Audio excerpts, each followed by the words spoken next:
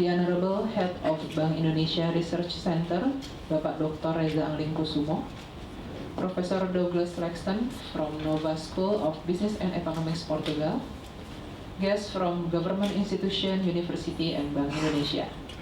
First of all, welcome to Bank Indonesia, and thank you for being with us today and making the atmosphere of this event so warm. Praise to the God who's giving us mercy and blessing so we can get together here. Ladies and gentlemen, here's the agenda of this event. The first, opening remarks by Head of Bank Indonesia Research Center, Bapak Dr. Reza Anglingkusumo. The second, presentation by Professor Douglas Laxton from Nova School of Business and Economics, Portugal, then followed by Q&A session. Before closing, there will be a souvenir given by BI and group photo session. Now it is time for Bapak Reza to give his opening remarks. For Bapak Reza, the stage is yours.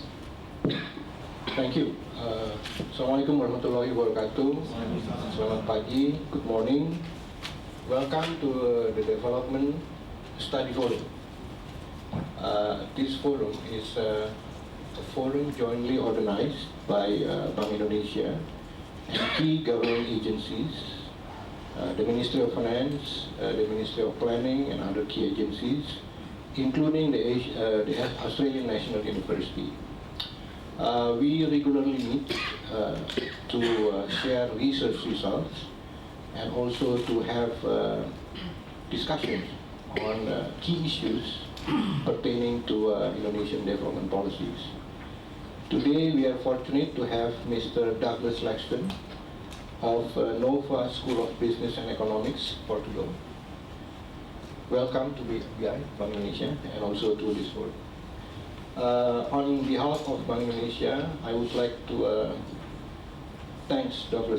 Laxton for taking the time while he's visiting the region, Singapore, and he takes time to come and visit Indonesia, to Bank Indonesia, and to share his views based on his recent book on advancing the frontier of monetary policy. Mr. Douglas Laxton is not new to Bank Indonesia. He is our longtime friend. Prior to Nova, he had worked for the IMF Research Department. He is retired now, but he doesn't want me to tell you that he's retired.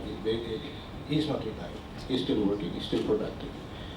He had worked for the IMF for 24 years prior to moving to the academia. Douglas advised us in the mid-2000s, 2006, 7, 8, and also 2011, on when we developed our forecasting and policy exercise system. And many of the tools that we developed together with Douglas at that time are still in use, particularly the semi-DST model for inflation forecasting and policy analysis system. I remember we had long hours of discussion at that time, my team and your team. And some of our team members actually visited Washington to develop the tools. Mr. Laxton is a very prolific and productive researcher and also a student in monetary economics.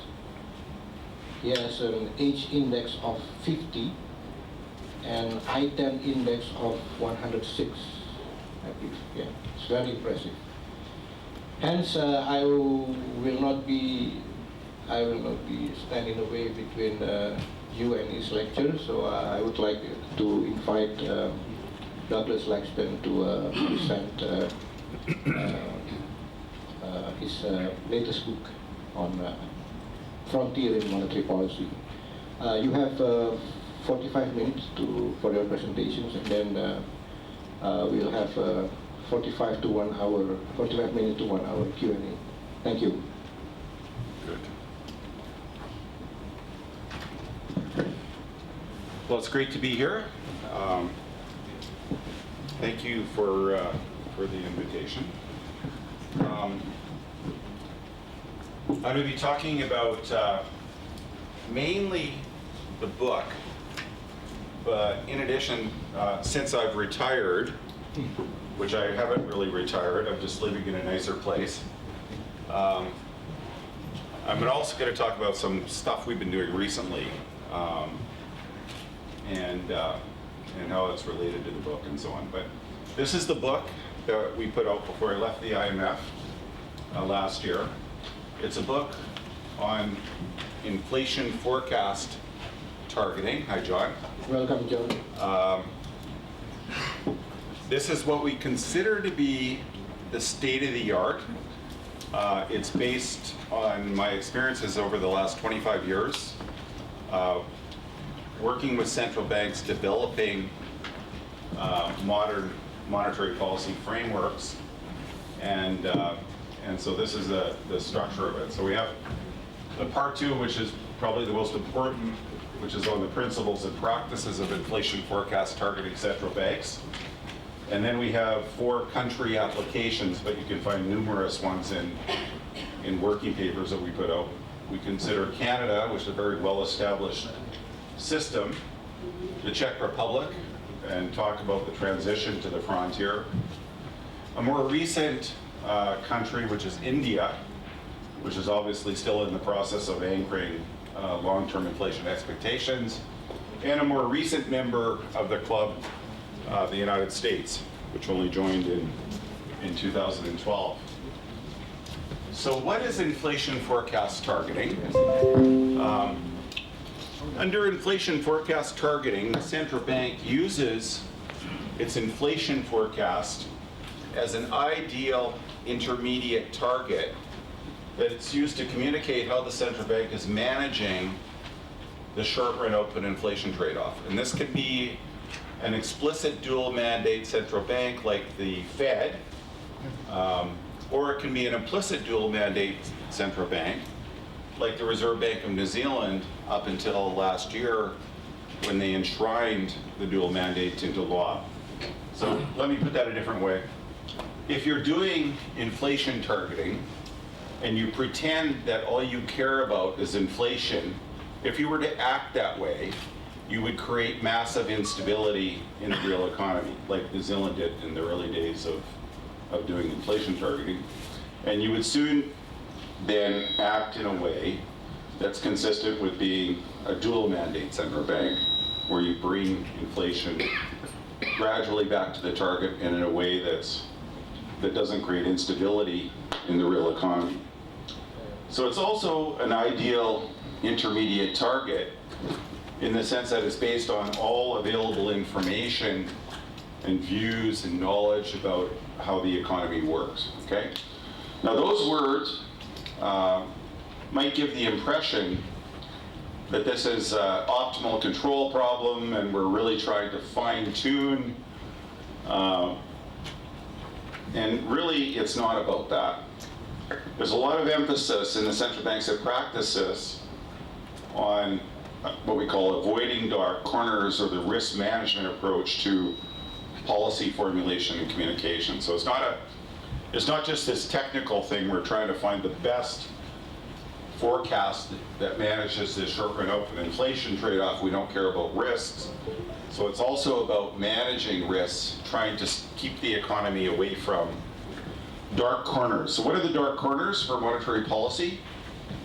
They're high and low inflation traps. So high inflation trap is allowing inflation expectations to ratchet up to really high numbers and then having to deal with it at some point. Or more recently, it's about avoiding the costs of allowing inflation expectations to ratchet down into the neighborhood of potential deflationary cycles and so on. So this is how it's done. It all starts with a view about what the monetary transmission mechanism is. And this view is different than what it was 30 years ago. 30 years ago, when there was very, very low levels of central bank transparency, we used to say, let actions speak, say as little as possible. Now what we try to do is we think that telling people about the expected path of the policy rate And of course, having the central bank derive that expected path of the policy rate by thinking about its two objectives, the output gap and inflation, and then communicating that expected path of the policy interest rate to try to influence the longer-term interest rates, that actually affect consumer and firm behavior, as well as asset prices like the exchange rate. So that expected path of the policy rate is going to be the instrument that actually is influencing those asset prices, and those asset prices are going to be the things that influence aggregate demand conditions and obviously the output gap and inflation and so on.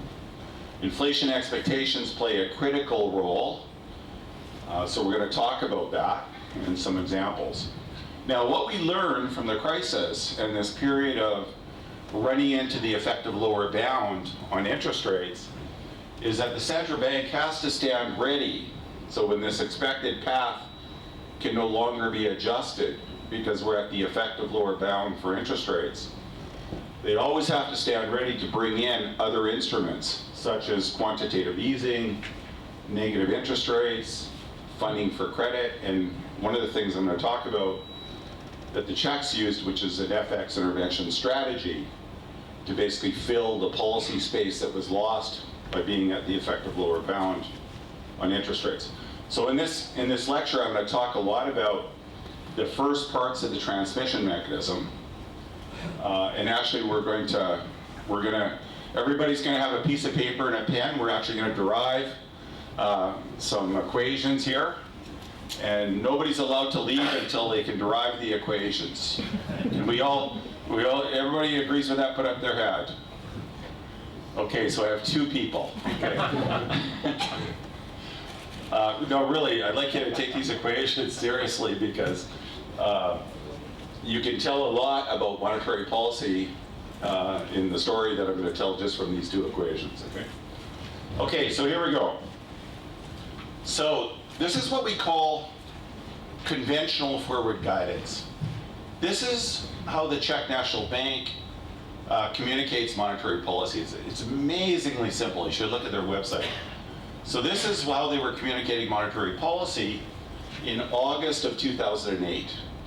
So remember, the Lehman's crisis was September 15th. So this is just before the global economy goes into a crisis, okay? And they produce a monetary policy report. Unfortunately, they call it an inflation report. I don't like that. I wish they would call it a monetary policy report, because the report is all about monetary policy. It's not just about inflation. And the first 5 pages have these charts every time. And it's really amazing how simple it becomes.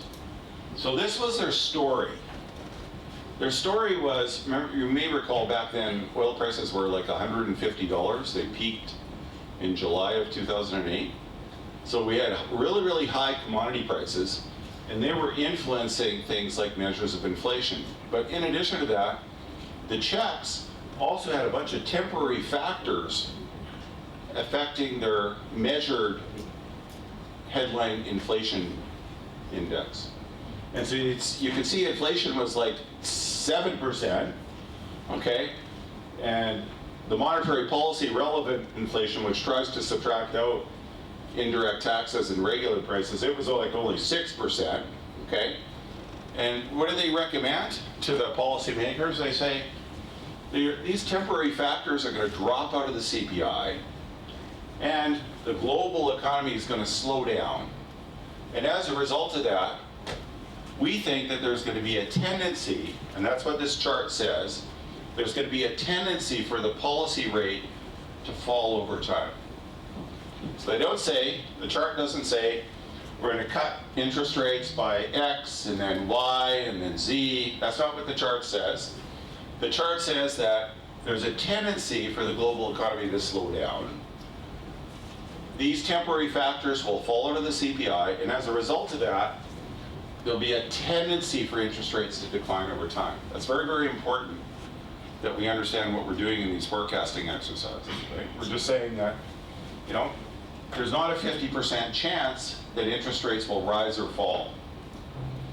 there's a greater than 50% chance that they're going to be falling over time. You understand? And when you communicate that way, it makes your communications incredibly simple, because you do the analysis, you do a forecast, and then you simply just describe the story that's in the forecast. And you could do it in 5 pages. Their inflation report, it used to be that when they wrote an inflation report that they would have tons and tons of details, and at the very end they would have the forecast. Now what they do is they put the forecast and the policy story right up front and all the details later. And most of the time, this is all people read, is basically this and 4 or 5 pages, okay? We refer to this as conventional forward guidance to differentiate it from the other types of forward guidance that were used heavily by the big central banks during the crisis. And I'm going to talk about that and try to convince you that this form of forward guidance is far, far more robust than the type of unconventional forward guidance that was used by the large central banks. Now, why were they successful doing that? Well, they already had a forecasting and policy analysis system, as well as years of experience using it, where the staff at the central bank would communicate with the policymakers. So they had a tremendous amount of experience using this before they got to the global financial crisis. So they were, in some sense, ready to go when the global financial crisis hit, in the sense that they didn't have to change the way that they thought about organizing their resources inside the central bank. It was all ready to go, okay? They were just waiting for new shocks to happen. Another important thing about inflation forecast targeting central banks, they're the most transparent central banks in the world. So these are just some numbers of transparency based on Dinser and Eichengreen. And we can see that the IFT central banks are much, much more transparent than the non-IFT inflation targeting central banks, okay? Or much more transparent than central banks that are targeting monetary aggregates or targeting the exchange rate and so on. So transparency is key for these central banks. So these are some basic regressions that people have been estimating for years to ask, are long-term inflation expectations anchored? Okay? So what we're looking at here, so you can go back to some of our earlier work in 2005 that we published in the WIO in a box, comparing inflation targeting central banks versus non-inflation targeting central banks, and we found that in the inflation targeting central banks, long-term inflation expectations were much better anchored than in non-inflation targeting central banks. I'm going to be doing something different here. I'm going to be looking at the period from 2014 to now, and asking, because this is a very interesting period, because remember, commodity prices fell and the economy slowed down a bit. And so there was a perception, because many central banks were at the effective lower bound on interest rates, that there might be a lack of policy space for them dealing with the kinds of shocks that they were dealing with. And as a result of that, when short-term inflation expectations fell, say because commodity prices fell, that it would make sense that longer-term inflation expectations would also fall, okay? Because of this lack of policy space, or lack of perceived policy space, where the central banks or other authorities might seem to be incapable of kind of dealing with these shocks to reestablish that inflation is going to converge back to the target. So what we're doing is we're regressing the expected deviation of inflation from the target I periods ahead. So that could be 1 year ahead, or 2 years ahead, or 3 years ahead. And we're regressing it on a constant and a coefficient times the expected inflation gap this year. So again, we're going to be looking at a sample where inflation's below the target. Okay, so they're expecting inflation to be below the target this year. And what we're hoping to find is that, say, 3 years ahead, the deviation between what inflation is expected to be 3 years relative to the target, that this thing is going to have a zero coefficient. So we don't want longer term inflation expectations to get pulled down by actual inflation deviations. So we'd like the constant to be zero, and we'd like the slope coefficient to be zero. Okay, so that would be what we would describe as a country with anchored long-term inflation expectations. So out of our sample, with 24 inflation targeting central banks, we only find 5 that actually have long-term inflation expectations anchored over that sample.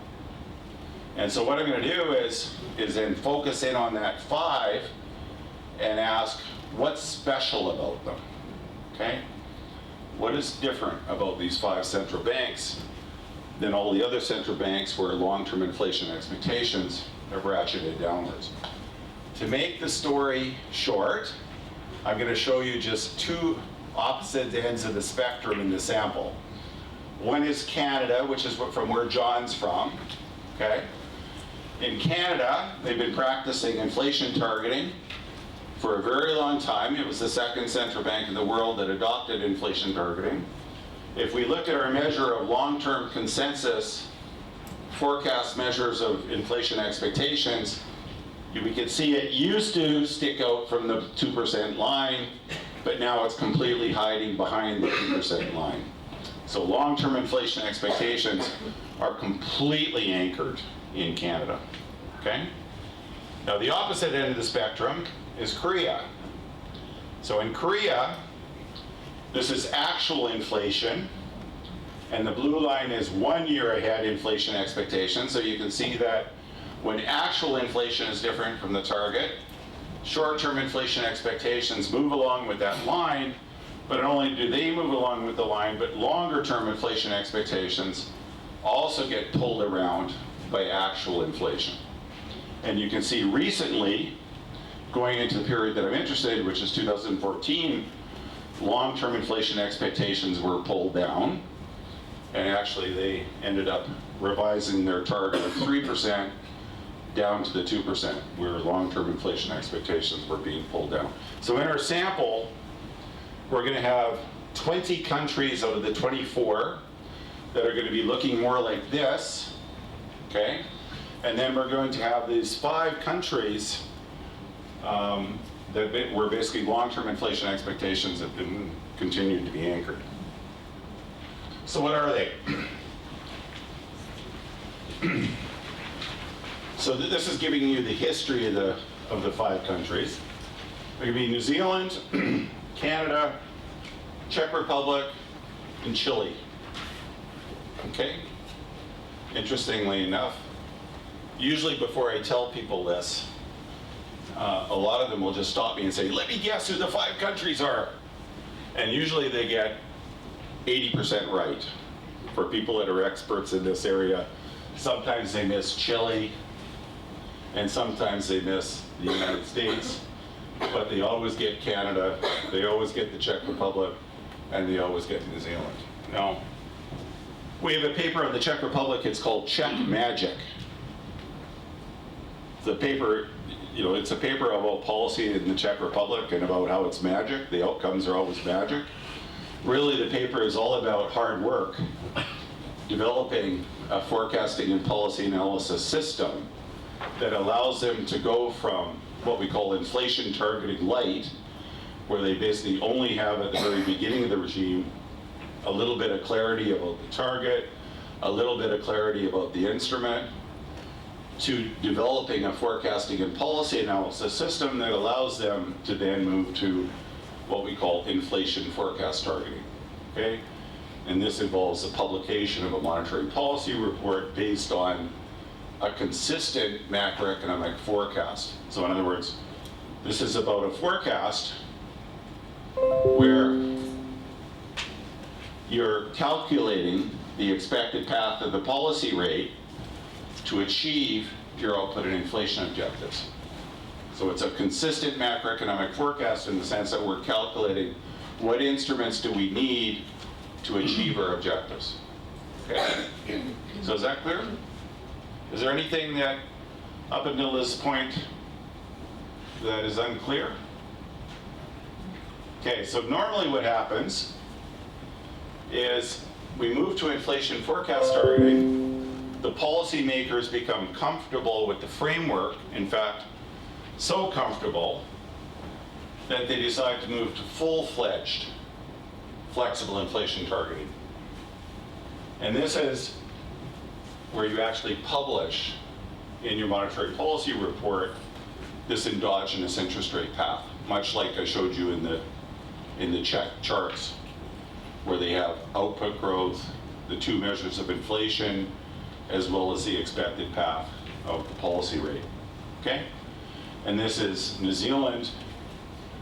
The only difference is that New Zealand jumped straight to, as soon as they had their FPAS, they jumped straight to publishing it. In the case of countries like the Czech Republic, they developed their FPAS, started doing inflation forecasting, targeting, and then they used words to describe the path for the policy rate. And then it took a number of years, 6 years, for them to get used to doing that before they decided that they were actually going to publish the path of the policy rate. The United States joined the club late. They had to move to inflation targeting because they were stimulating the economy very aggressively, and they needed people in the markets to understand that there was a numerical objective of 2%. So effectively, announcing that numerical objective of 2% dates the time when they actually adopted inflation forecast targeting. But they also publish paths to the policy rate. Now, it's a little bit different in the sense that they publish the paths to the policy rate of many policymakers, as opposed to having one path that's constructed by the staff, where that path is then used as a frame of reference for the other policymakers to describe how their views are different than what's in that baseline path. Okay, so this is the key features. Now I'm also going to throw in Sweden. The reason is that in Sweden, they actually plan overshoots and so on, so that's going to be a good part of the story. So now I'm going to go from the 5 central banks that have really anchored long-term inflation expectations at the 3-year horizon, and I'm going to add Sweden to the list because in Sweden, they actually plan to overshoot a little bit, and that's going to be a good thing in my story. So let's describe the characteristics of these central banks. They have incredibly high levels of accountability and transparency. So you can't have, when you have central bank independence, you can't have high levels of accountability without incredibly high levels of transparency. So transparency is the foundation for accountability, okay? Accountability that you're using, the best models, that you have the best forecasts, okay, that you have the best judgment. And so we need this really high levels of transparency in the forecasts before we can have high levels of accountability, okay?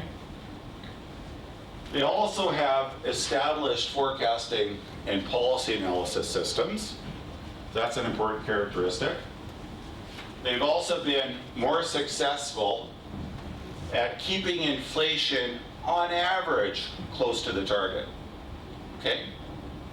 And 4, which is what I'm going to talk about for most of my presentation, is that they have very anchored long-term inflation expectations, so I've already taken you through that.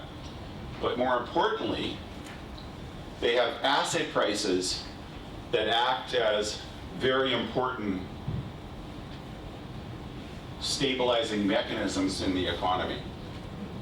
So what's going to happen in these countries is that when there's shocks that move inflation off the target, asset prices are going to move very, very strongly in a way that anticipates future policy, okay? And that future policy can be the conventional path of the policy rate, and it could also mean that the markets believe that they'll switch to these other policies. And as a result of that, those movements in asset prices end up making it credible for long-term inflation expectations to be anchored to the target. Okay? So it's very, very important. So the central bank doesn't even necessarily have to do anything. If a bad shock comes along, the markets anticipate that they are going to do something, and that even if they run into the effective lower bound on interest rates, that they will go to another policy to provide asset prices this support to actually support the real economy and to drive long-term inflation expectations back to the target. So these things are very complementary, okay? So you can't have one without the other. So here we go. So I can do it two ways. I can take you through the math or just give you a picture. You know, they sometimes say that a picture is worth 1,000 words. Do you say that in Indonesia? Well, I have some equations that are worth 1,000 pictures. So which would you prefer, the picture or the picture? Okay, so okay, so you have to leave. So there's a reason. But the rest of you can go through the math. So this is the basic story about how it works. So in Canada, if there's a day where we have bad economic news, so bad economic news arrives, it could be, for example, the US economy is weaker. And because Canada is very tied to the US economy, what happens in financial markets is they expect that the central bank is going to be cutting interest rates in the future. So they don't need the central bank to cut interest rates on that day. They have fixed action dates. So in other words, they only change interest rates 8 times a year. So, but in the market, they will be expecting that if that bad economic news were to continue into the future, that the Bank of Canada would be cutting interest rates in the future. And as a result of that, interest rates are going to decline. Long-term interest rates are going to decline, and the Canadian dollar is going to depreciate. And that, so when we think of it, inflation being below the target, people are going to expect inflation expectations are going to rise back to the target, okay? And as a result, current and future real interest rates are going to decline, okay? Because they're expecting that the central bank is going to be cutting interest rates aggressively in the future. So long-term interest rates are going to fall. And that means the exchange rate's going to depreciate. So I'm going to define a depreciation as an increase. And then the economy is going to improve and inflation is going to go back to the target. So it's magic. So as long as you have this credible framework where markets are expecting that the central bank is going to do something, then everything works wonderfully. The problem is, what if you're at the effective lower bound on interest rates? So what if you can't reduce the interest rate? Now in that case, unfortunately, it might mean that inflation expectations then ratchet down on you, okay? And that would result in high real interest rates in the future. High real interest rates in the future are going to mean that the real exchange rate is going to appreciate. So this is an example where asset prices operate like shock amplifiers in the system. So they take the shock and they make it bigger, okay? So this is a very, very dangerous situation, because if you do not have other policy instruments that are in to replace the policy space that's lost from being at the effective lower bound on interest rates, you can actually have asset prices acting as shock amplifiers in the system, okay? And your economy potentially can implode. In other words, you get hit with the shock and then it becomes bigger, and if there's no policy that's in there to step in to replace the policy space that you've lost by being at this effective lower bound on interest rates, the economy could spiral out of control, okay? So, I'm not going to go through the math to show you how the sign can flip, but I'll teach you how to do the math. So all I'm going to do is write what we call the Risk-Adjusted Uip equation. And I'm just going to say that the interest rate in my country is going to be equal to the interest rate in the foreign country plus a time varying country risk premium plus the expected depreciation in the currency. So the interest rate in my country, I need to be compensated for an expected depreciation in the currency, as well as the foreign interest rate adjusted for the country risk premium, okay? So the equations on the projector, all I'm doing is I'm just leading this one period. So I'm just adding a 1, right?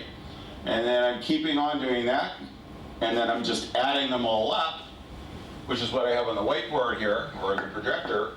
So I have the sum of the interest rates, okay? What do we think of? That's sort of like a long-term bond deal, right? Sort of like the long-term bond deal, except I don't have a term premium in it. If I wanted to think of the long-term bond deal, I would take the sum of the future short rates, and I would add on a term premium to it, okay? I would add on some risk or compensation from interest rate uncertainty. Okay, this is a little bit simpler in the sense that I don't have that. Okay, I just have the expected path of short-term interest rates. Okay, so that expected path of short-term interest rates, okay, is going to be equal to the expected path of the foreign interest rate adjusted for the risk premium plus the exchange rate that's expected over the life of the bond.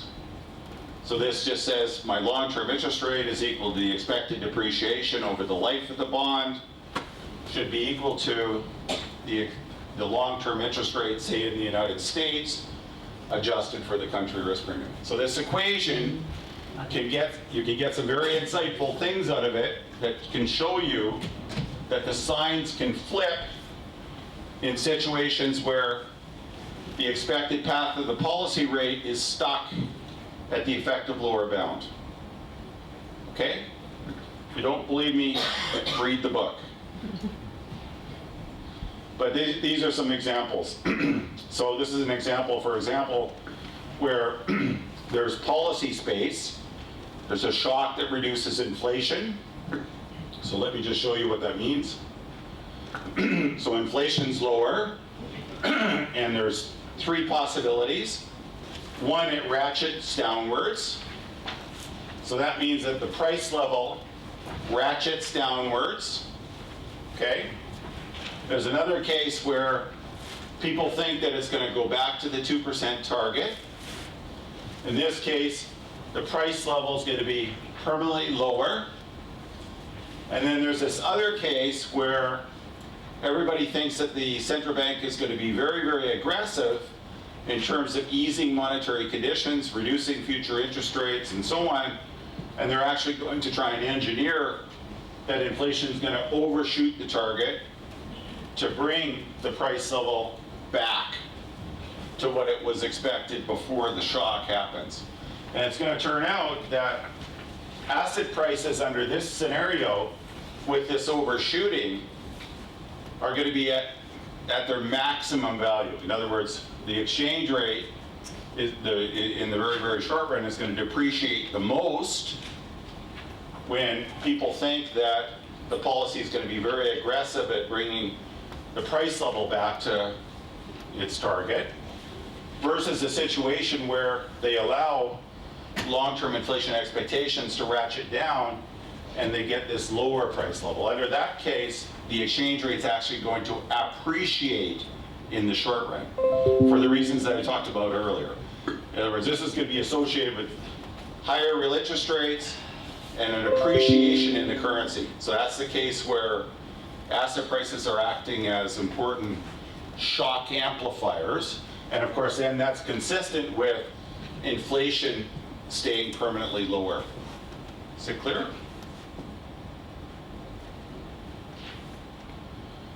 This has actually happened. So right after the global financial crisis, this is a comparison of Japan and Canada. Canada was, of course, very, very close to the epicenter of the financial crisis. It's right beside the United States, okay? Canada has heavy trade dependence on the United States. Plus, during the global financial crisis, commodity prices halved. So Canada, which is a commodity exporting country, faced what guys like John say in Canada, they faced a double whammy, okay? So in other words, they got hit by two things, two really, really bad things. A massive external demand shock because of the heavy trade dependence with the United States, and because it was a global financial crisis, because commodity prices fell, that they got this big negative terms of trade shock. So they were affected a lot. Luckily, because of this framework, and because they had interest rate space, they had 420 basis points of interest rate space, people expected that interest rates would decline in the future, and as a result of that, the Canadian dollar depreciated. So the depreciation in the Canadian dollar plus lower long-term interest rates was sufficient in terms of containing the damage to only 3.5% in terms of the OPEC gap. For Japan, which had very little policy space, so the interest rate was only about 50 basis points, in their case, obviously, since they couldn't cut interest rates as much as the other countries could, their interest rate differentials went positive, and they suffered a 20% appreciation in the yen, which of course then resulted in a massive contraction in their export market, and effectively their OPEC gap was like twice as big as what it was in Canada. So this is a really good contrast, because in practice, the effects without this policy stuff going on should have been much bigger in Canada than what it was in Japan. But in Japan, the effects got amplified through these asset prices. Okay, you see that? And it's not actually, it wasn't just then, it's actually almost every day. So every day, oops, this thing is taking off on me. It wants to go faster than I want to go. So if you actually look at the correlation between the Nikkei and the yen, okay, on days when the Nikkei declines, so this is a good one, so basically economic sentiment is bad, and the yen actually appreciates. Okay, so this is an example of that. Okay, so this is an example of what I was describing, those arbitrage conditions through risk-adjusted UIP. Okay, if you don't have the policy space, they can actually reverse sign, so that when there's negative sentiment in the country, that this can actually result in the exchange rate appreciated through the mechanisms that I was referring to. Okay?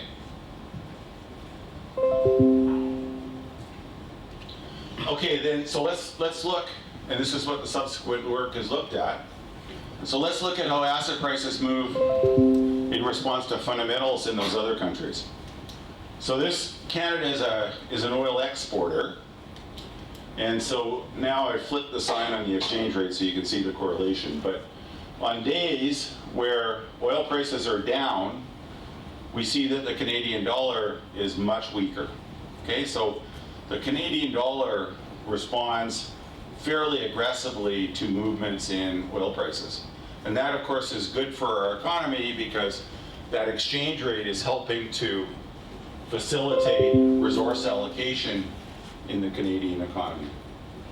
Okay, and given that we have a stickiness and other things like wages and so on, having a flexible price like the exchange rate playing this role as a shock absorber is very helpful.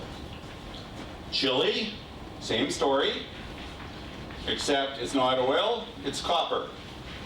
So Chile is a major copper exporter, and we can see on days when the copper price declines, the exchange rate declines with it, and of course that's very useful, because that helps to facilitate resource allocation in Chile. Okay, helps to get the things that need to be done to provide the price signals and so on. New Zealand, the story is not quite as simple because they don't have a dominant commodity, and so you have to look at a weighted combination of the commodities that are relevant for the New Zealand economy. But you have exactly the same kind of story, that the exchange rate moves with commodity prices that influence New Zealand. Okay, so I want to go back. I'm going to take a break from that part about why those countries are so special, and I'm going to hone in on this whole issue of forward guidance and why this conventional forward guidance that countries like the Czech Republic have been practicing has been much, much more robust. In other words, it's worked so much more smoothly in places like the Czech Republic than those other central banks that have employed what we call unconventional forward guidance. Okay? So remember, what's conventional forward guidance? You have a forecasting and policy analysis system. You construct a forecast, and then you tell people what is the implications of that forecast for the future path of the policy rate. And again, the story is very, very simple. Again, August 2008, before layman's, we've got some temporary factors affecting our CPI. We think the global economy is slowing down. So we think that there should be a tendency for the policy rate to gradually decline over time. But there's uncertainty. In other words, there's uncertainty in the story about future interest rate risk. Is it clear? So we're not saying that we're following a specific line. We're saying that there's uncertainty in our forecast and that we're prepared to change the policy rate sufficiently aggressively in response to new information to change that line. And as a result of that, there's a whole family of lines. So in our lines, for example, if interest rates are higher, that might be associated with inflation staying higher and maybe growth staying higher.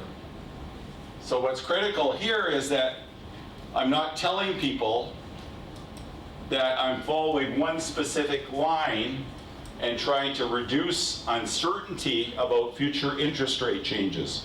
I'm trying to illustrate that future interest rate risk is still exists. So that's very much different than how the big central banks practice forward guidance. Okay? They were trying to get people to believe that interest rates were going to stay low for long. So that's going to be a critical part of the story. Anyway, I just wanted to say, this is so important. When the Czech National Bank produces this analysis, it is done by the staff. It is not done by the policymakers. It can never be done by the policymakers. The job of the policymakers is to do policy. They have to go into a meeting and make a final decision about what this interest rate is, like the very first one. It would be impossible in a 2-hour meeting for them to go in and to construct a complete forecast that was consistent with what their decision was.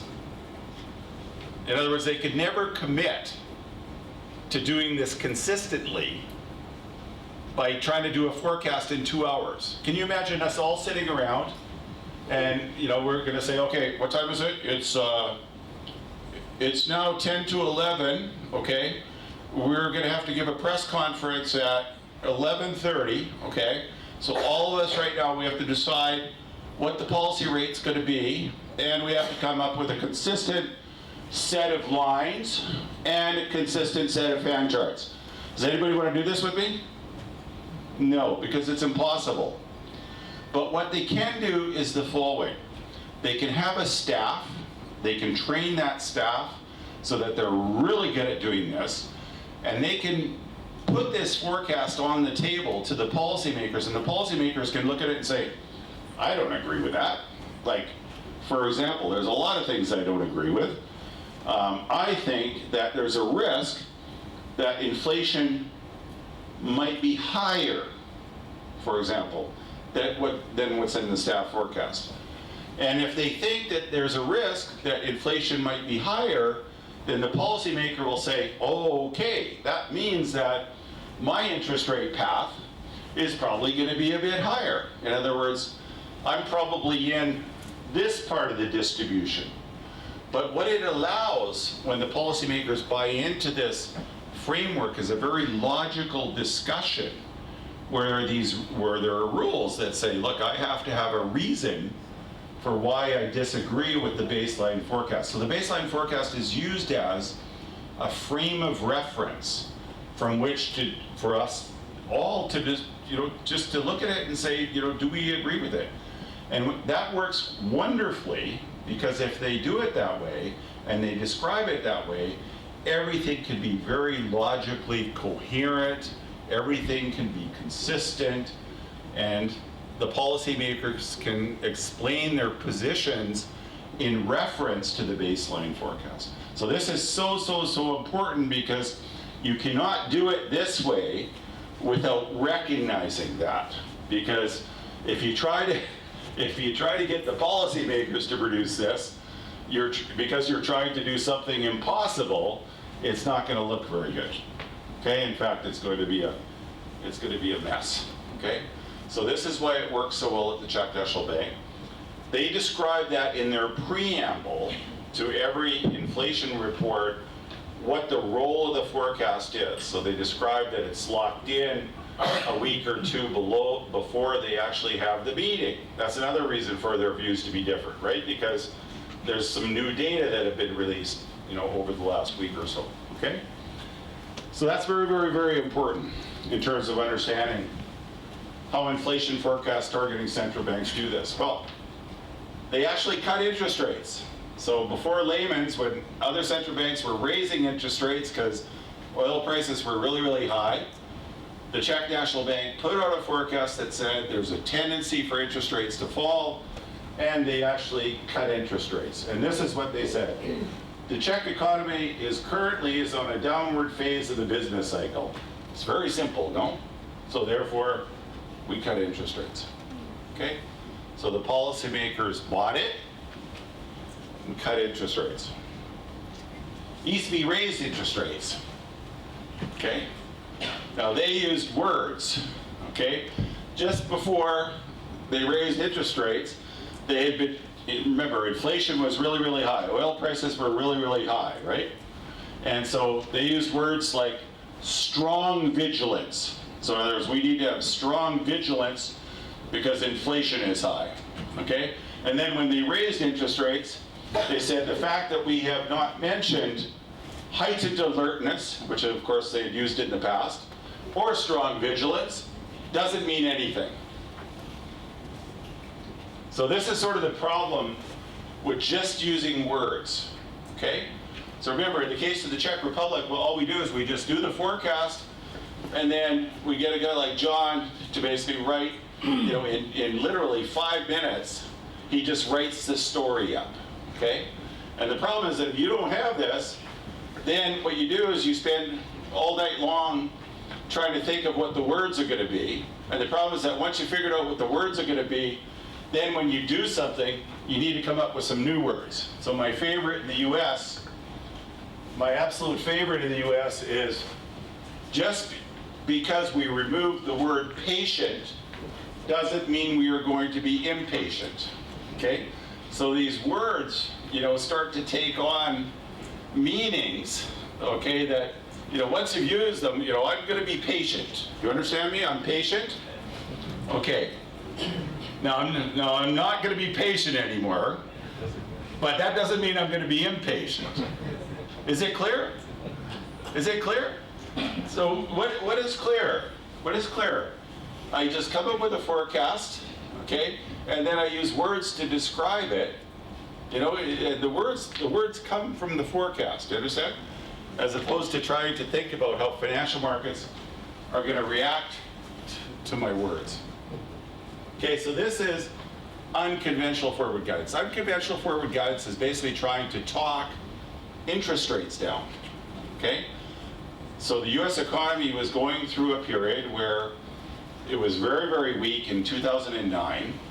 The unemployment rate was 10%, so it had doubled, okay? Inflation was below the target, and they really needed to get long-term interest rates down. And so what did they say? Well, keep interest rates low for long, okay? But the problem is that the form of forward guidance, because it's not robust, just by using those words, the form of the forward guidance changes. So initially it was qualitative from December 2008 to 2011, and then they realized, well, there's some problems with that, so then we're going to make it date-based.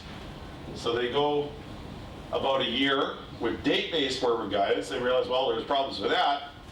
Now we need to move to threshold-based, and then they say, well, there's problems with that. Now let's move back to qualitative. Okay, so the problem is that the form of the forward guidance has to change over time. It's not robust. Do you understand? Yeah, it's clear? Okay.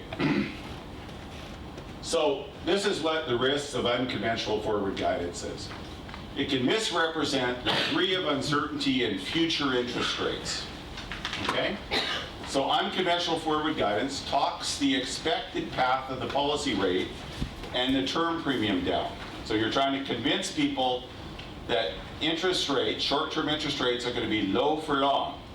Okay? And that means that you want people to believe the expected path of the policy rate is going to be low for long. And that means, and you want them to be convinced it's going to be low for long, and that collapses the term premium. So people no longer demand compensation for interest rate risk. Okay, why? Well, because I've convinced you they're going to be low for long. Now the whole question is, how long? This is what the question is. And the problem is that if this strategy is successful in stimulating the economy, it may require abandoning unconventional forward guidance earlier than anticipated. And the problem is that on that day when the market realizes that you're abandoning the policy, market interest rates can jump if people believe that the UFG and other policies will be abandoned at some point. And it doesn't have to be today, they just have to think at some point in the future, if it's going to be abandoned, then interest rates can jump. And that's exactly what happened during taper tantrum. Okay, so they were stimulating, they were successful in talking the short-term expected interest rate down, and the term premium became very, very low, no compensation for interest rate risk. And then all of a sudden, Bernanke says something, and the markets think that there is a good chance that they're going to be leaving these unconventional policies, and of course, long-term interest rates jump, and it sends shockwaves through financial markets throughout the world, and so on. Okay? So the other problem is the threshold rules. So a good example of that is when the UK did a threshold rule on unemployment, and within 6 months, they'd already crossed the threshold, but it wasn't time to start changing interest rates. And so people in financial markets were saying, can we please have more guidance about the forward guidance? Okay? So it's much, much more robust to actually have that form of forward guidance that's practiced by, by these inflation forecast targeting central banks. Okay, so the third part of my talk is going to be talking about one of the chapters in the Czech Republic. This is another example where you run into the effective lower bound on interest rates like the Czechs did, and they are going to be, when you do that, what's the first thing you do? You have to replace the policy space that was lost by running into the effective lower bound on interest rates, because you can't cut the expected path of the policy rate anymore. It's already at the floor. And so what do? You look at the range of alternative policies. In the case of the Czech Republic, it was an FX intervention strategy. It wasn't QE, and it wasn't QE because they didn't have a problem in their banking sector. So effectively what was the problem was that they got hit by some contractionary shocks. They then threw a contractionary fiscal on top of it, and there was a lack of confidence by Czech consumers in the Czech economy. So in other words, this is your classic demand is too weak, because confidence is too weak. So they looked at the transmission mechanism. Remember, they'd been using it for years and years and years. And they said, okay, this is no longer operable. What do we need? Well, we're the Czech economy. Not 262 million people, like in Indonesia. There's only about 10 million people. And it's an economy where they're really close to a big market, okay? And in fact, if you actually look along the border, they have plants that are geared to basically exporting stuff. And so what they decided was, if they did have the policy space in terms of interest rates, that they could fill the space with a 5% depreciation. So a 5% depreciation in the Czech Republic is quite significant, because if you're a little country of only 10 million people and you have these massive export markets out there, if you can produce something for 5% less, you face this really high elasticity of demand, okay? Maybe you make Skodas. Does everybody know what a Skoda is? They're the cars that the Czech produce. So Skodas now are viewed to be very, very reliable cars, very nice cars, but they're not very expensive. So you make them cheaper because this export market is right in front of you. All the chains were created, and it's easy for, it's really easy to be confident. It's really easy to be confident that depreciating the currency is going to be successful in stimulating external demand. Okay. So this link from the exchange rate to aggregate demand, they went, yes, we are totally confident in that link. Okay? Now there's also some other links. So even if the effective lower bound is binding here, if you thought that the exchange rate could affect inflation, okay, if the exchange rate could affect inflation, then you might be able to get inflation expectations higher, and then real interest rates down through higher inflation. So that's another possibility.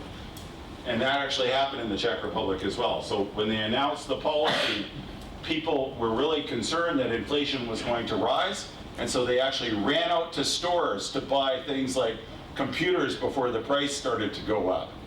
So they actually got both mechanisms at work. So what did they do? On November 7th of 2013, they announced an FX intervention strategy that was probably one of the most miraculous FX intervention strategies on the planet.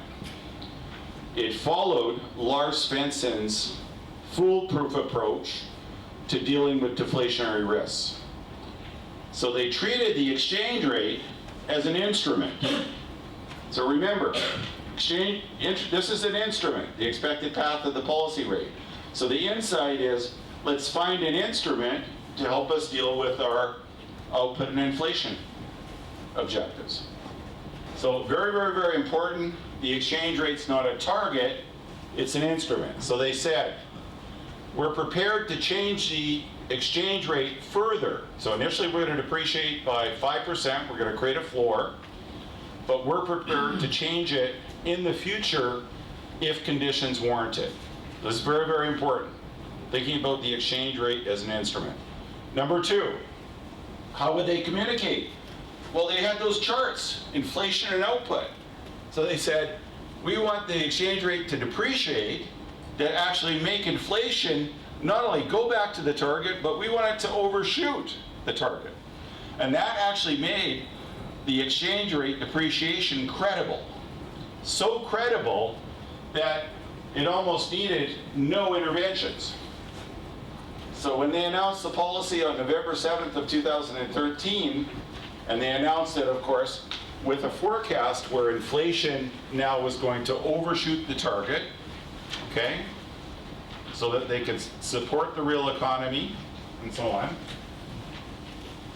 And they were going to think about it as an instrument and not a target, okay? So there's two things so far. It's an instrument, not a target, and they have a framework for thinking about how they're setting it. There's one last thing that produced the fact that they didn't actually have to do much interventions. they said, we will buy unlimited amounts of euro area assets. Okay? So this is basically saying that I need the depreciation, it's consistent with my objectives of trying to raise inflation to move away from a potential deflationary spiral. Okay? And 3, that I'm prepared to buy unlimited amounts of euro area assets to maintain this floor in the exchange rate. If you do all 3 of those things, then people in financial markets should not be betting against you. And as a result, they had almost no FX interventions to actually get the job done.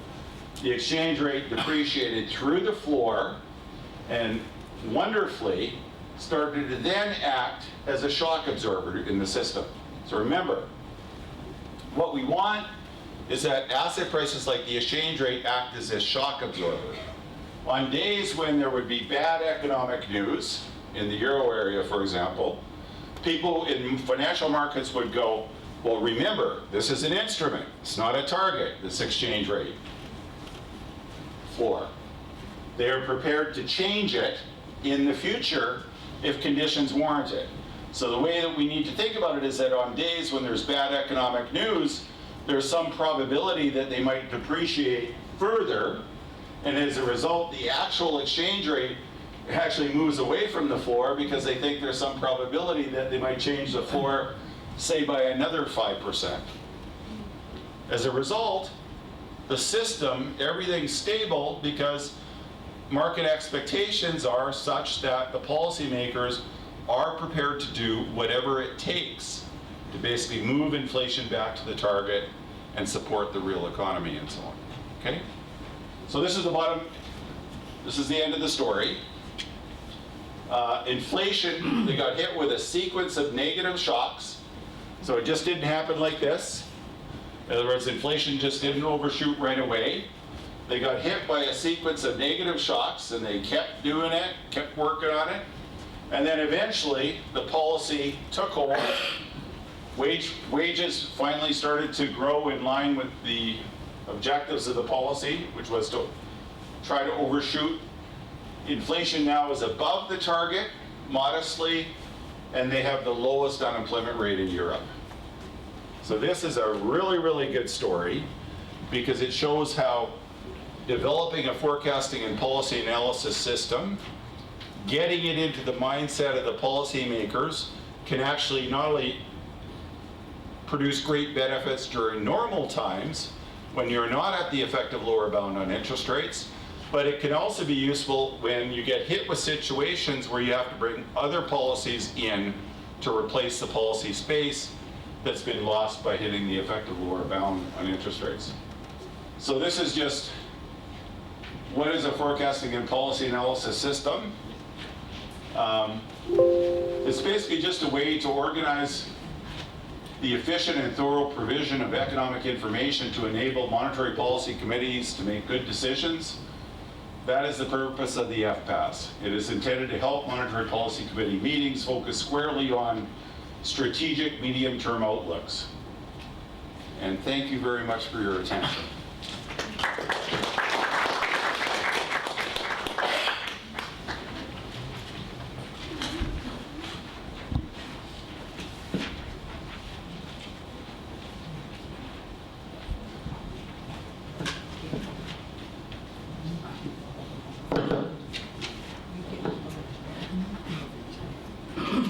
Thank you, Professor Douglas, for the presentation. For the Q&A session, we have 15 minutes. Is there any question? Yeah.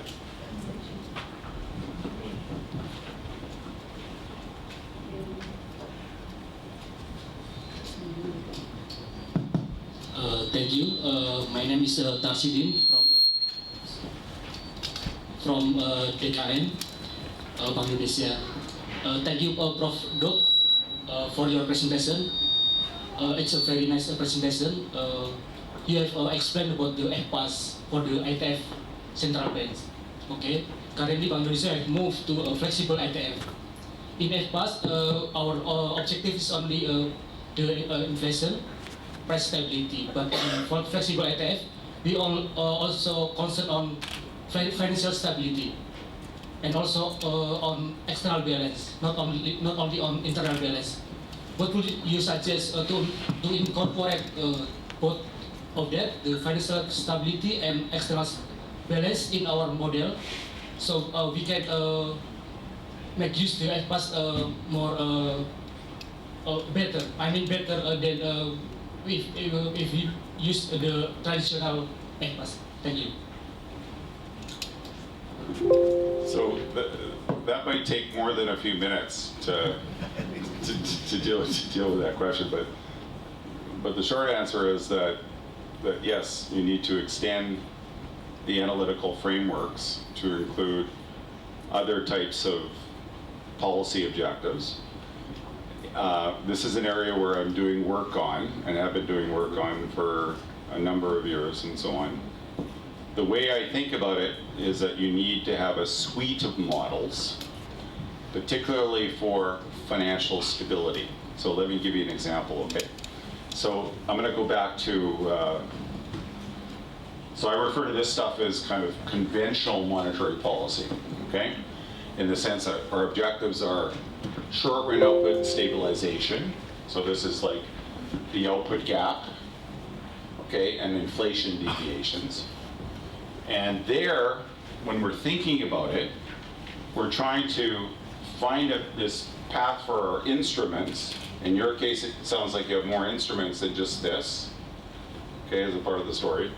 And you actually have more objectives, because you talked about external stability. External balance. So you could just say that, you know, there's another part of the transmission mechanism where you also care about things like external stability.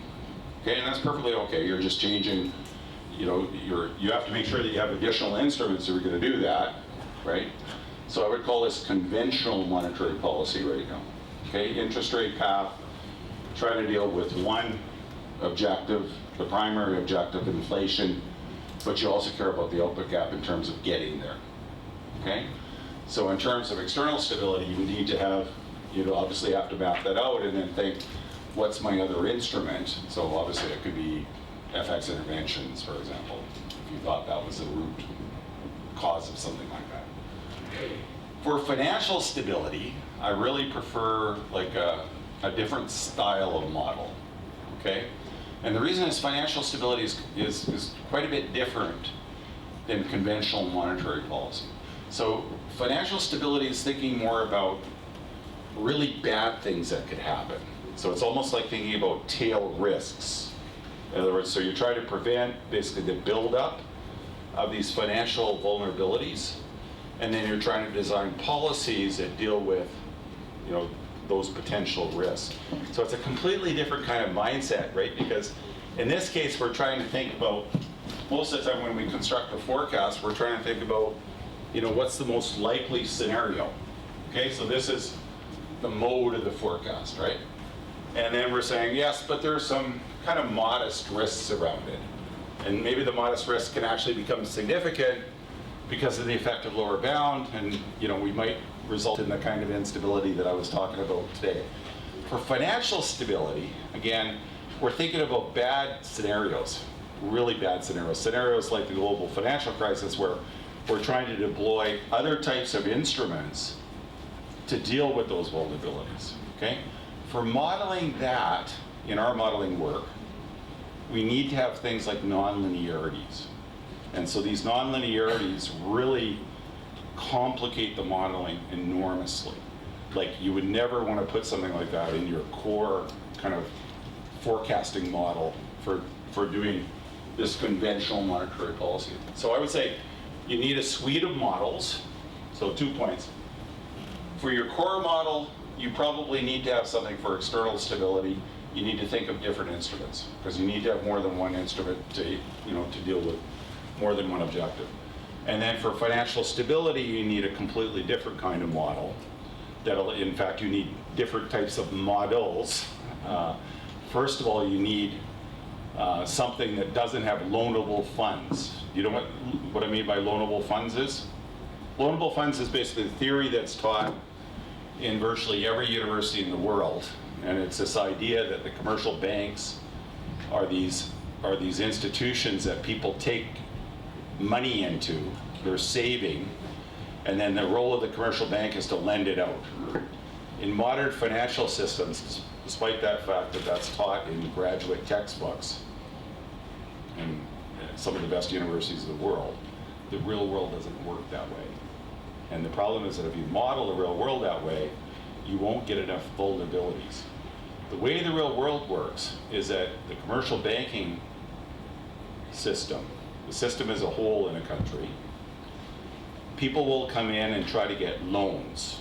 And when they make that loan to the person, they make a matching bookkeeping entry and give the person some purchasing power. So you come to me, I'm the bank, here's your loan, and that gives you the ability to go out and buy goods and services. If you're a firm, you can go and buy capital, you can buy labor, you can buy financial assets. So that feature of modern financial systems allows the commercial banking system to lever up, in other words, to increase leverage, debt in the economy, both on its balance sheet as well as on the balance sheets of households and firms. And you need that style of modeling, and unfortunately it involves some non-linearities and stuff.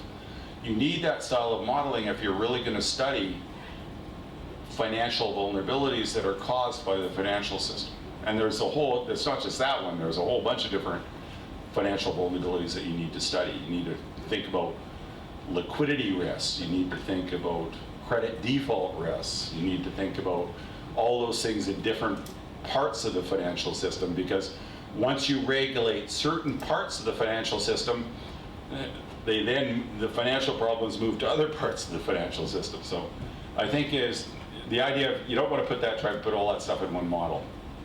It's impossible. Okay, and the ideas I think are very different. So you need a model depending on what the idea is that you're interested in. Okay, is that? Okay, is there any question? If it's all clear, okay, we would like to.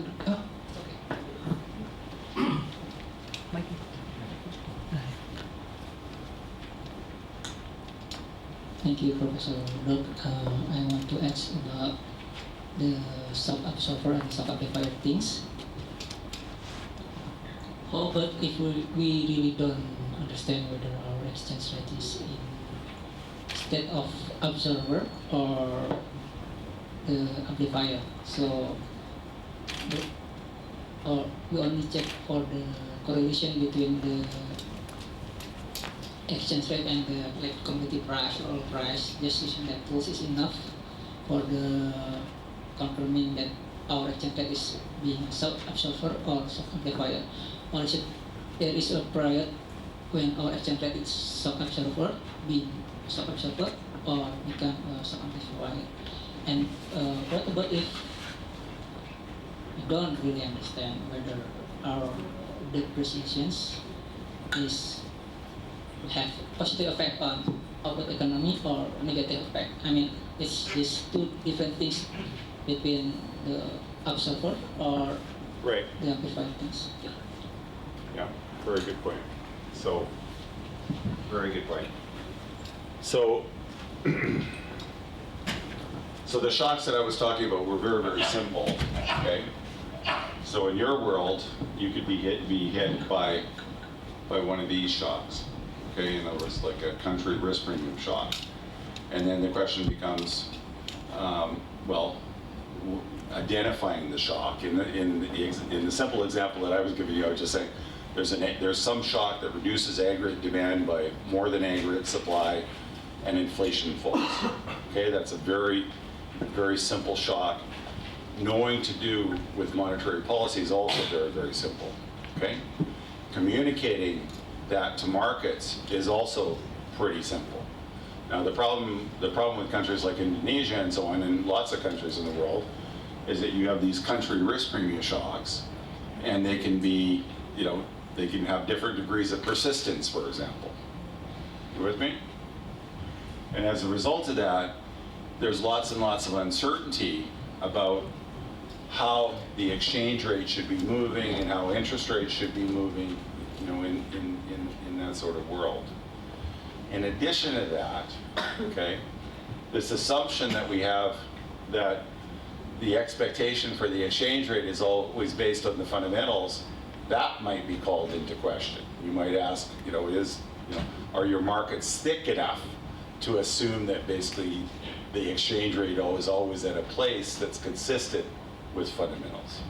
Okay, you with me?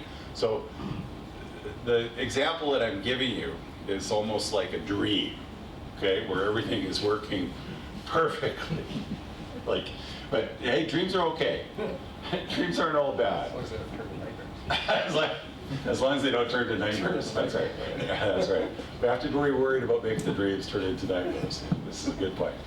So in this particular examples that I'm giving you, the markets are very, like, you know, they're not thin. People have understood the policies for years and years and years and years.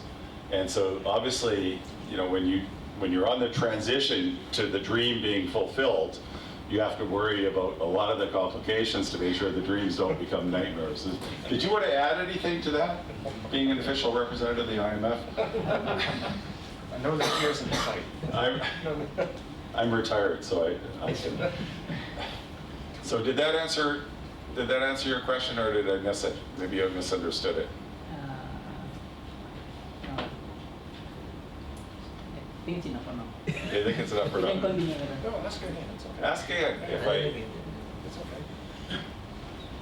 Yeah. Because I think in our policy we can easily raise our interest rate, but when we want to make it down, we really worry about the effect on the exchange rate. So because like we have current account deficit, like that the external stability, so we don't really understand the relationship between the exchange rate and as an observer or amplifier, we cannot really act. I mean, yeah.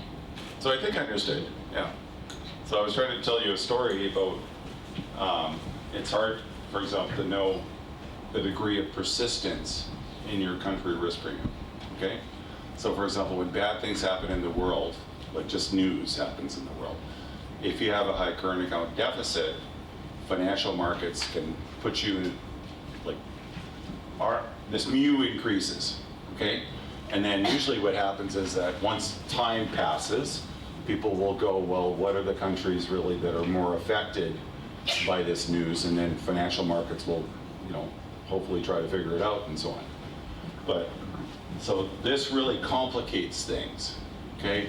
Plus the idea that there's arbitrage, like the risk-adjusted UIP equation holds period by period in countries like Indonesia, that's probably questionable, okay? So if I was modeling Indonesia, I would do three things to the standard UIP equation. I would add a risk premium, okay, which would make it more difficult to understand whether or not the exchange rate was moving to a place that was consistent with fundamentals and acting as a shock absorber to the system. With me? I would also make the assumption that the exchange rate is not being driven by fundamentals because the markets are thin, and so the assumption of rational expectations you might call into question.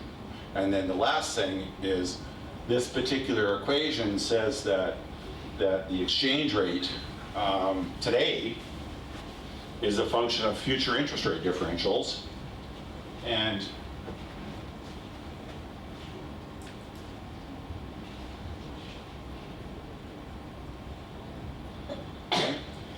so one way of thinking about this equation is to think about it as the exchange rate equation. So that's that, right?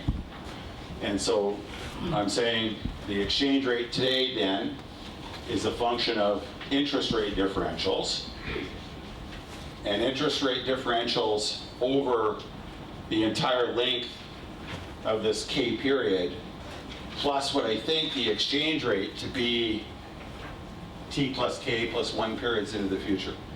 Understand? If I just rearrange it, exchange rate today is equal to the exchange rate in K periods ahead plus this thing minus this, which is interest rate differentials adjusted for the risk premium, okay? So financial markets in a place like Israel and many other places in the world, they might not know what this is very well, and the idea that basically it responds so aggressively to future interest rate differentials, that might be called into question in Indonesia as well. You understand? So you would need to modify everything to kind of move away from the perfect world where everybody knows everything. They know about the future fundamentals, they know about the future interest rates, okay? And as a result of that, the exchange rate today is acting as this, it's a perfect jumper in the system that's helping to facilitate all this allocation that I was referring to, okay? And I was trying to tell you that in cases like really transparent central banks like Canada, New Zealand, and Chile that have been practicing this for years and years and years and years in a place where financial markets are thick, that we get asset prices looking like they're strong shock absorbers in the system. And I think there's a very important lesson there, because I think you want to think that one day in the future, maybe not tomorrow, or maybe not next year, or maybe not 2 years from now, but you know, maybe 5 years or 10 years down the road, it would be nice if your economy was responding more like what, you know, what my book says, okay, than just talking about all the potential problems that we could have and why the world's more complicated in Indonesia. Did that answer your question? Yeah, I got it that time? Good. Good. Okay, another question from Pak Yudi.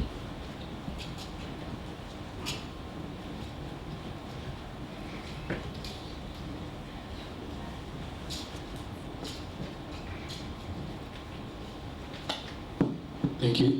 Professor Douglas, can you go to 11 slides? Slide 11. Slide 11? Yeah. Here maybe we have a slight difference with the Central Bank of Indonesia. Here we start from the full-fledged 2005, full-fledged of inflation targeting, and then we move to the flexible one, and then we move to the integrated, currently integrated ITF. But that's maybe just different compositions of the historical views. But I'm interested with what the Marvin Kings, about a couple of years ago, discussed about the performance of the ITF started in 1992 at the time. ITF, what's ITF? The inflation targeting framework that used by the BOE at the time. And he said that in the 15 years we have a very impressive achievement that we get very low inflations and also reductions in mean variance and also the persistence of inflation itself. But then that's maybe one of the reasons also that with the kind of bubbles increasing, because the more focus on the inflation stability per se, and then what happened is that you see that we suffer 5 years later with the economic turmoil or crisis. So my point is that if we use such a new approach that like the FPAS that we have here, for example, but if we cannot incorporate what the concern of Pak Tasiden before, to incorporate the financial stabilities inside of that, I'm afraid that we have to think deeper types of ITF. What do you think? I'm facing an uncontrollable urge to pull up another presentation that actually talks about all those issues. And actually it uses data in the United Kingdom. But I'll simply just try to describe it. But it's really nice because there's bubbles and all the things that you want in it. And the model has everything in it that I think you want, at least to understand it on an intellectual level, okay? But this is the idea. Before the global financial crisis, and the way that you want to think of financial crises is that they're usually associated with a combination of high credit growth and high property price growth. So the best two leading indicators of a crisis, financial crisis, is not low interest rates and low inflation. We've had lots and lots of financial crises where we never had low interest rates and low inflation. But in every financial crisis that we've ever observed, it was always a product of a lack of supervising the financial system. So in most of the crises, the best empirical evidence is that the combination of high property prices and high credit growth, those two things together, they might mean that something bad is coming. They don't guarantee that something bad is coming, but they suggest that something bad might be coming. Now, the longer and longer that it persists, and the longer that we have a lack of supervision in the financial system, the bigger the bubble can become. So, in the case of the United Kingdom, for example, before the global financial crisis, they were making loans, mortgage loans, to lots and lots of people that had really high loan-to-value ratios. In Ireland, for example, the loan-to-value ratio got over 100%. Can you imagine that? That banks would be making a loan to someone. You go into the bank, and they, rather than them saying, I want a down payment, they'd be saying, here, I'll give you an extra, I'll give you some more money. Aside from the mortgage, we'll give you a magnitude that's actually higher than what the house is worth. Well, that only makes sense if, first of all, they really want to get those mortgages. The banks really want to sell those mortgages. And two, they have to be expecting higher house prices in the future. So in our models, where we try to model this stuff, and I'd love to give a presentation of this, it's usually a combination of three shocks that sow the seed of the financial cycle. One is overly optimistic expectations. So in other words, if we look at before the global financial crisis in the United States, and in fact in all the countries that had crises, people had extrapolated high income growth for about 6, 7, 8 years before the crisis. They extrapolated that into future income growth. So we think of it in the case of the United States, potential growth used to be a number like about 2.4%.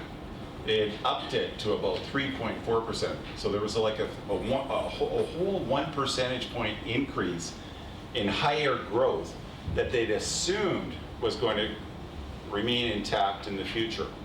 It was put into potential growth. So the first shock is overly optimistic expectations by everybody, and the banks included. So the banks are prepared to make loans on the basis of this. And the second thing, which is really, really important, is that they make loans to people where they undervalue the risk associated with those loans. So we call them ninja loans in our paper. They're loans to people that have no income, no job, and no assets. So you're basically making the loan and not really factoring in the implications of making that loan on what your future loan book is going to be. And then the third thing that we emphasize in these models is there could just be asset prices. In other words, the price of houses can just get off the fundamentals. So the combination of those three things, especially if they happen together in the presence of these nonlinearities, can give rise to a situation that if people reverse their expectations of future growth, which they did, and if they all of a sudden start to appreciate that these loans are much riskier than what they had planned for, and third, that there's an asset price bubble because house prices are actually falling, if the combination of those three things happen in tandem, then that can unleash, because of these nonlinearities in the model, this very vicious interaction where asset prices are falling, the real economy is crashing, And just when you need to have easier financial conditions, the banks are having to tighten their financial conditions to repair the balance sheets, because they've obviously lost, they have a non-performing loan book and so on. Right? So I think those are the kinds of models that we need to focus on. This kind of simple-minded view that somehow interest rates were too low and that was the cause of the global financial crisis, I don't buy it. Okay, like it was obviously a factor in the sense that if interest rates were a bit higher, obviously credit would have been a bit weaker. But to actually think that was the major problem that was going on before the global financial crisis, I just don't buy it. But are there any reactions to that? I mean, what do you think? I agree completely. You agree completely, so Yeah. there we have it.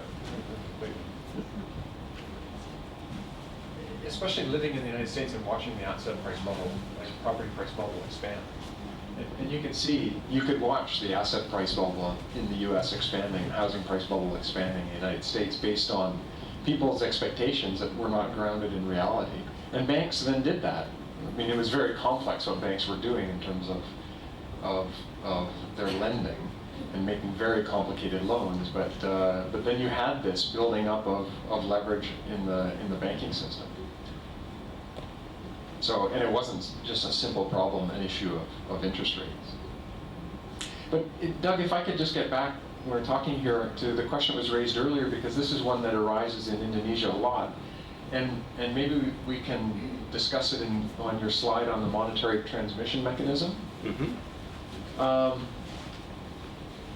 And it was yes, this one. And it was the question that was surrounding multiple objectives, an objective of external stability, one of financial stability, and then is the exchange rate amplifying or shock absorbing? And I think, the idea here is around the arrow between exchange rate and aggregate demand.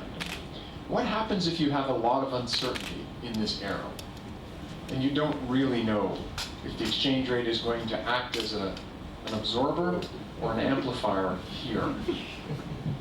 And how might the BI think of that in terms of its modeling framework? Okay, so that's a very, very good question. That's an incredibly good question. Okay, but I'm going to back off for a sec to move to an easier question, and then I'll answer that easier question, and then you'll understand the intuition for the answer to your more complicated question. Is that okay? Sure. Okay, good. So in this equation right here, so we actually worked this out a very, very long time ago. Okay?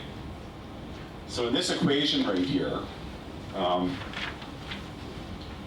we've assumed rational expectations. Okay? So I could have backed off that, and I could have assumed that, for example, this st+1 variable. So I could have assumed, for example, on the basis of the best empirical evidence, that any model of the fundamentals of the exchange rate, which is what I have here, as I'm putting this into a model, which assumes that the fundamentals are driving this expectation, okay?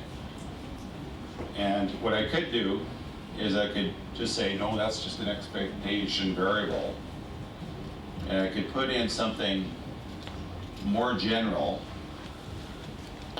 okay, which would be something a function of that, plus 1 minus lambda times what we call, remember the random walk view of exchange rates, okay? And so this is what's going to happen to the policy, okay? So under this assumption that basically we have the rational expectation solution, it means that the exchange rate is going to be a function of future interest rate differentials forever, okay? And so if you think through the policy problem, the central bank could just go out there and say, we're not changing the interest rate today, we're not changing it tomorrow, but we're going to change it by 1 basis points in 2050, and we're going to keep it 1% higher from 2050 to 2060. Well, this equation says that will affect the exchange rate today. Do you believe it? You don't believe it? So you have to, you wouldn't believe that. Where the central bank came out and they said, you know, we're not going to change the interest rate today, it's too costly. But what we're going to do is we're going to change it 50 years from now, okay? Well, this model says the exchange rate will actually be influenced today in response to that announcement if it's viewed as being credible. And of course, it would not be viewed as being credible. And so what that's saying is that in models that have risk-adjusted UIP, there is this incredibly strong expectational channel where it's not just the interest rate differential today and tomorrow and the next day, but it's in the very distant future, okay? Now, policymakers have learned to be very, very skeptical of models that have these really strong expectational channels, okay? So this is a problem that we actually worked out. So we asked the question, let's have the other view. The other view is that land is zero, okay? So what does that say? That says that the exchange rate is equal to a random walk. So there's no expectational channel. You with me? And so in a paper, actually, I don't know, about umpteen million years ago, I actually worked out what's the optimal lambda to believe in, okay, to base policy on, if you're not sure what lambda is, okay? And the answer is, well, most people would say, well, 50%. 0.5, right? That's what you would say. Right. So the answer is not 0.5, okay? The answer is something below 0.5. And the answer is the following. Intuition is very, very simple, okay? You can think about your transmission mechanism as being very much like a speedboat, okay? So if you have that equation in it,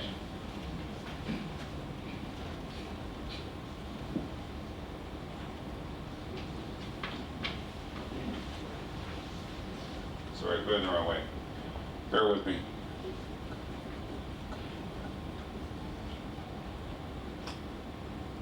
Okay, there we go. Okay, so if you have the big lambda equal to 1, so you've got pure risk-adjusted UIP, exchange rate depends on the entire path of future interest rates. Okay, with me? So in that world, a policy that just changed the interest rate very, very, very gradually. So in that world, it's going to be optimal, for example, to change interest rates by 1 basis points. If I can change the interest rate by 1 basis point, and I change it forever, I can get the exchange rate to jump to anything I want, to be a shock absorber in the system. Now, that means that you're exploiting that expectational channel, you know, very strongly. And if you don't believe that, like the economy is actually like a speedboat. Because what you're doing is, like in a speedboat, you ever go in one of those little boats, like with the little wee steering wheel, right? You just go like this, and the boat jumps. So that's the model I'm talking about, right? So you change the interest rate by 1 basis point forever, and you just go like this, just the boat jumps. So you can make the economy really, really jump in this world where you have pure UIP, okay? Now, if you have another view where land is equal to 0, now what I'm doing is I'm completely shutting down this channel from the interest rate to the exchange rate. And so now my interest rate has to work through longer term interest rates, and they're not going to be moving maybe as much, okay? And so now, when I turn the steering wheel, maybe the boat is more like an aircraft carrier. In other words, I turn the steering wheel and it gradually changes.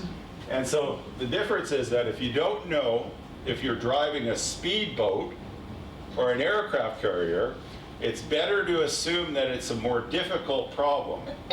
And so that's why this weight actually ends up being less than 0.5. In other words, you want to assume that the economy is less like a speedboat, that the expectational channels are potentially weaker than what they might be, because then you'll just be pleasantly surprised that the transmission channel is working, you know, better than what you thought, better than what you planned it to work. Okay, and the same thing is true of everything. In other words, So you could talk about, are the expectational channels too big in here between my policy instruments and so on? Is it too big maybe to longer term interest rates? Is it too big from the exchange rate and longer term interest rates to aggregate demand? So these arguments can apply everywhere. And so now if I just think about your particular example, it's just a more complicated version of thinking about that basic issue of model uncertainty. Don't assume that the problem is so easy. Assume it's a little bit more complicated, a little bit more difficult, and then be pleasantly surprised that it's actually easier than what you thought it was, okay? So this is very much, this happened in Canada. So for many, many years, Canada was overshooting and so on. And this was probably because, we have a paper in the JMCB about this. This is probably because when the policymakers were actually formulating policy, they were assuming that the transmission mechanism was a bit more difficult than what it actually turned out to be. And as a result of that, they would be setting interest rates that were based on a difficult transmission mechanism, and it ended up being easier, and as a result, inflation, if it was above target, tended to undershoot, and so on. And so that's why inflation, on average, for many years was probably close to 2%. And then I guess what that means is that interest rates will be more variable Yes. than they otherwise Yeah. might be. Exactly. So So it the means that, central bank might be raising interest rates faster and higher than otherwise. Yes. And then must be prepared to lower them yes. quicker and maybe more sooner. Yeah, in my speedboat example, they just change the interest rate by a little bit, right? And the economy jumps, it responds to the fact that the change in the interest rate is going to be for a long time. And so obviously if you shut down those expectational channels, it means that you have to do more with interest rates in that world. So one of the problems that I see all the time is that they think, many, many people think that if the transmission mechanism is somehow damaged, that you give up. Right. No, Opposite. no, you do the exact opposite. So if the transmission mechanism is weaker, you have to be prepared to respond more aggressively with the instruments to achieve your objectives. Otherwise, you'll lose credibility. So one of the rules of central bankers is that you can never say, give up. You have to be prepared to do whatever it takes, either with your current instruments or with additional instruments. Otherwise, you'll get into a situation where long-term inflation expectations ratchet downward on you or upward, depending on what the shocks are. Yeah? Good. Anybody? Yeah? So where's a good place to eat in Jakarta?